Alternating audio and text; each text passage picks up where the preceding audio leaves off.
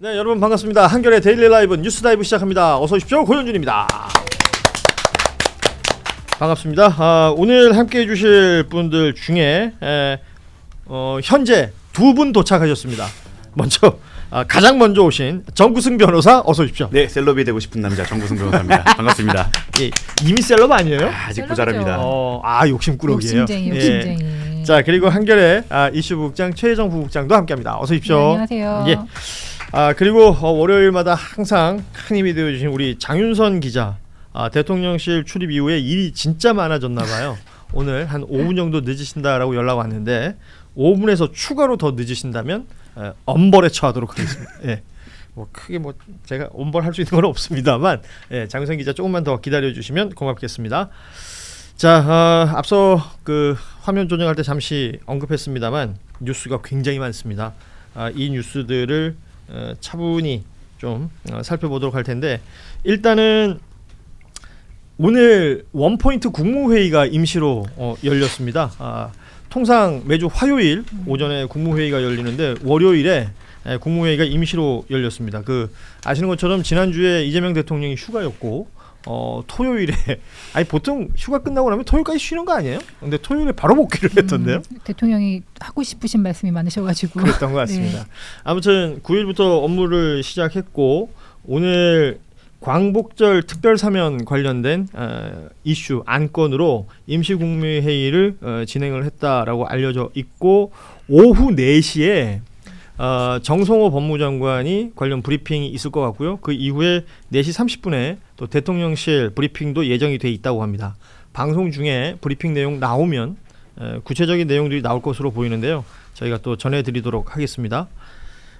그리고 지금 이 시간 속보 내용 짧게 후다다닥 정리하고 관련 내용 좀 짚어보죠. 일단은 내란 특검 브리핑 내용이 나왔었는데 굉장히 인상적인 브리핑이 있었습니다.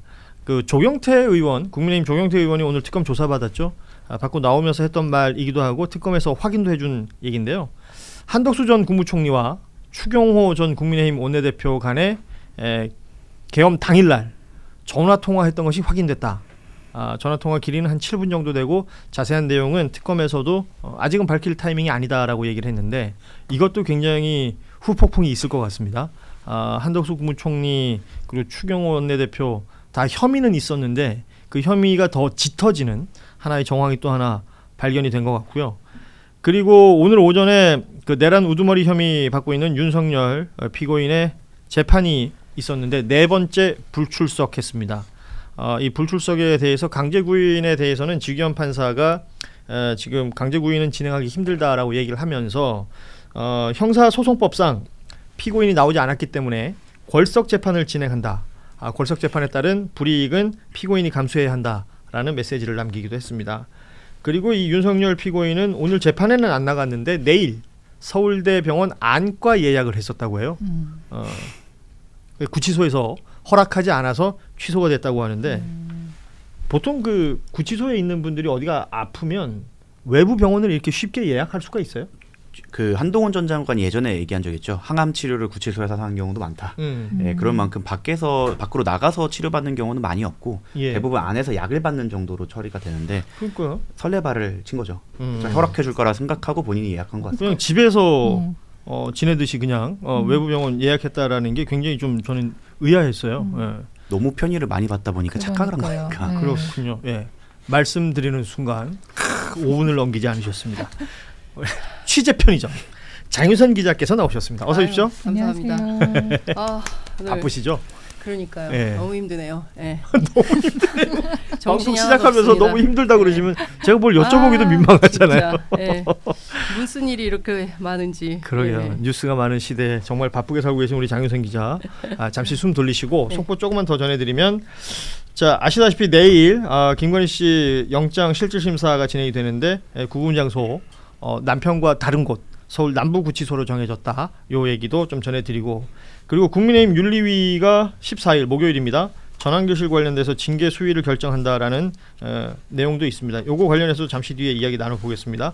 그리고 한 베트남 정상회담이 있었습니다. 이재명 대통령 취임하고 첫 해외 정상이 우리나라에 온 건데 공동성명을 발표했고요. 2030년까지 1,500억 불, 우리 돈으로는 한 208조 정도 된다고 하는데요.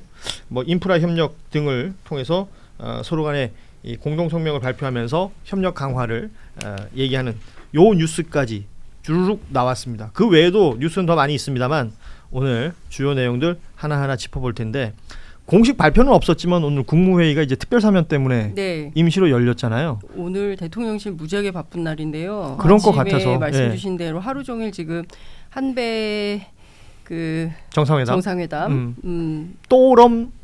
예. 저는 또 난데없이 앉다 보니까 베트남 기자들 사이에 앉게 됐어요. 대통령실 하고 많은 자리 놔두고 네. 왜 베트남 기자들 사이에 네. 앉아 있었냐. 둘러보니 전부 외국인이더군요. 당황하셨겠는데요. 많이 네. 당황했습니다. 그래요? 네, 그렇습니다. 어쨌든 제 주변에 왜 이렇게 베트남 말이 많이 들리나 했더니 전부 그들이었다. 예. 네.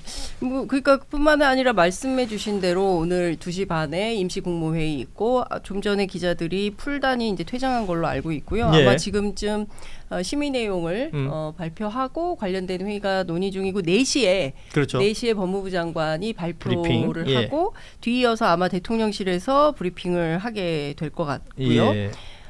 하여간 오늘 저녁까지 굉장히 숨가쁘게 돌아갈 것 같습니다. 예. 어찌됐건 지금 광복절 특별사면 뭐 여러 인물들 이름이 거론됩니다만 조국혁신당 조국 전 대표 관련한 내용이 가장 좀 관심사 아닐까 싶은데요. 그 최정 부국장께서는 이 뭐 결론은 아직 안 나왔지만 이게 뭐 좀 특별사면 관련해서 어떻게 보면 좋을지요? 일단 뭐 8.15 특별 사면은 대통령이 행사하는 굉장히 주요한 그 사면 행사, 그 사면권의 하나이기도 하고 또 이제 주요하게 관심 있는 대상이기도 하고 예. 또 이제 이재명 대통령이 취임하고서 첫 번째 이제 특별 사면이잖아요.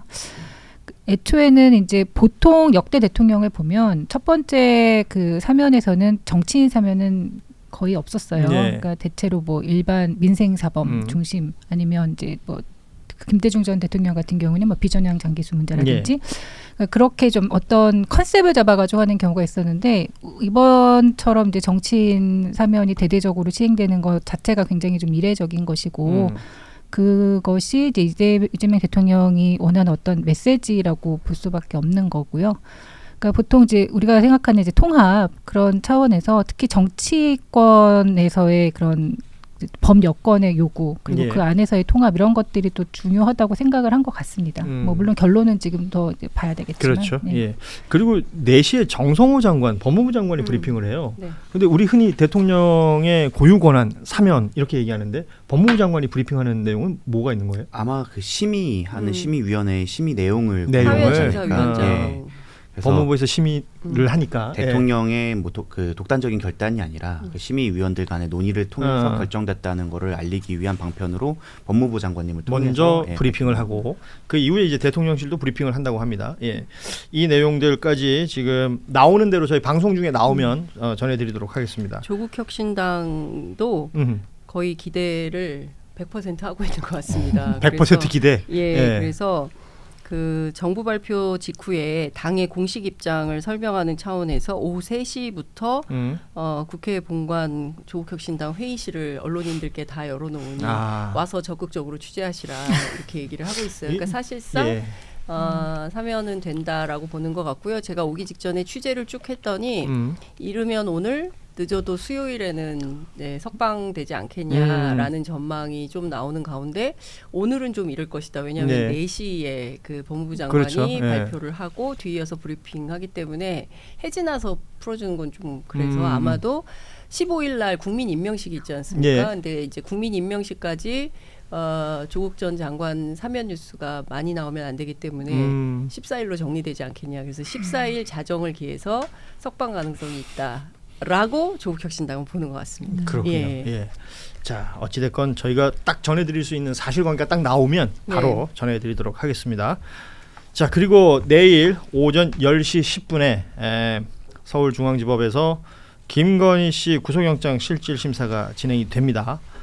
구속영장 청구서 내용 보면 뭐 다양한 것들이 있어요. 앞서 말씀드렸지만 840여 쪽에 해당하는 의견서를 냈다고 하는데 뭐 정교 분리 원칙, 뭐 이건 통일교 청탁 관련된 이야기일 테고 정당의 민주적 운영, 이거 명태균 씨 공천 개입 관련된 여론조사 받아본 내용, 또 시장 경제 질서, 뭐 이건 도이치모터스 주가 조작 등 이 각종 헌법 가치를 훼손했다라는 내용이 적시돼 있다는 겁니다.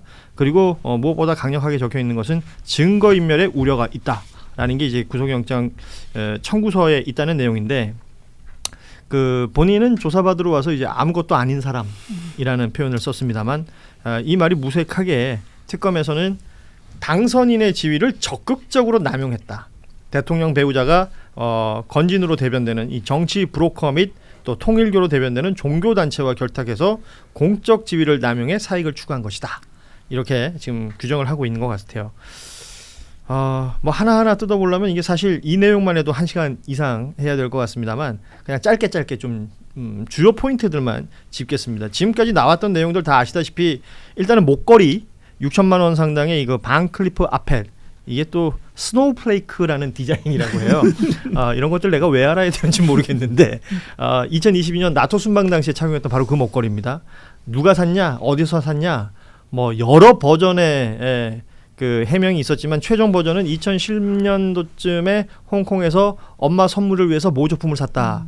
이게 마지막 그 설명이었는데, 관련해서 목걸이 관련해서 서희건설이라는 중견 기업이 압수수색을 당했습니다. 그 지난 주말 동안 이 서희건설 본사가 있는 그 양재동 서희타워는 건물이 통제됐었다고 그래요. 뭐 출입도 안 되고.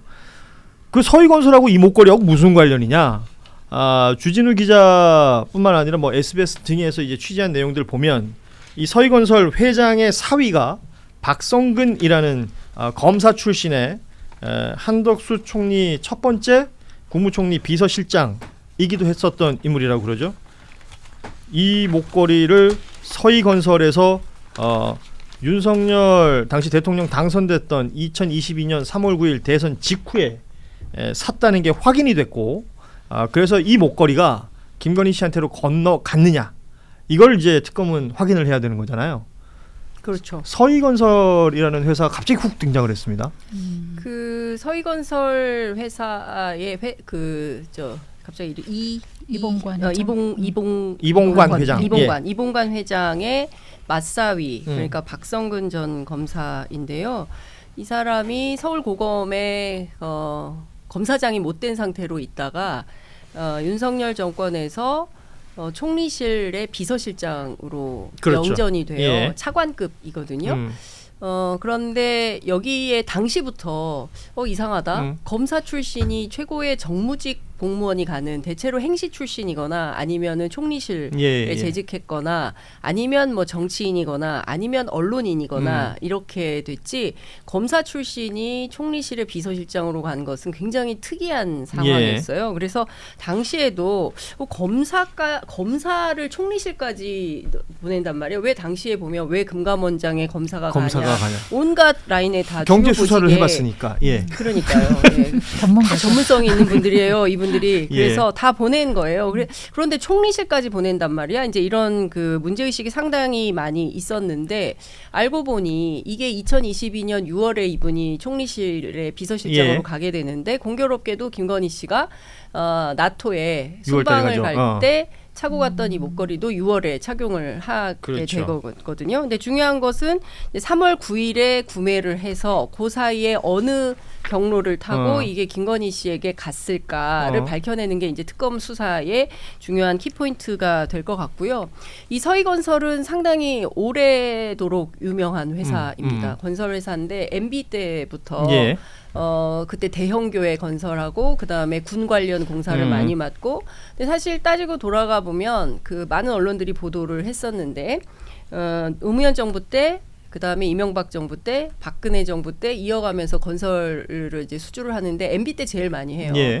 그리고 공교롭게도 그 전에, 그러니까 노무현 정부 때는 MB가 서울시장에 있을 때 이제 그때도 관련된 내용들이 이제 많이 나오기도 하고, 그래서 당초에 검찰 출입 기자들 사이에서는 어떤 소문이 돌았었냐면 이 회장이 경희대 출신이거든요. 그리고 경희대 총동문회 회장을 했어요. 그래서 문재인 정부 탄생할 때 문재인 대통령한테 직접 꽃다발도 전해주고 막 이러면서 문재인 대통령하고